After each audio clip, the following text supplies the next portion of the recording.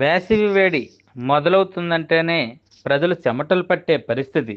కానీ Vizianagaram municipal corporation మాత్రం మరో అడుగు ముందుకేసింది. ఎండను ఎదుర్కొనేందుకు ఇప్పుడు నగరంలోనే కృత్రిమ వాన కురిపించే ప్రయత్నం మొదలుపెట్టింది.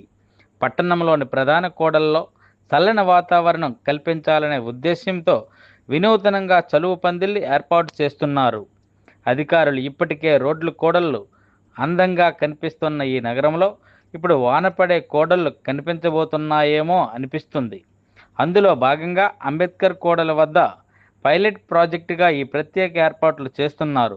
ఇనుప రాడ్లతో బలంగా నిర్మాణం చేసి పక్కనే వాటర్ ట్యాంక్ ఏర్పాటు చేసి అక్కడే కృత్రిమ వాన కురిసేలా ప్లాన్ చేస్తున్నారట.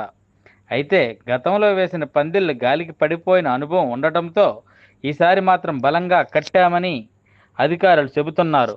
మరి ఈ కృత్రిమ వాన నిజంగా ఎండను తగ్గిస్తుందా, లేక ప్రజలకు కొత్తగా చూడడానికి ఒక ఆకర్షణగా మారుతుందా అన్నది చూడాలి.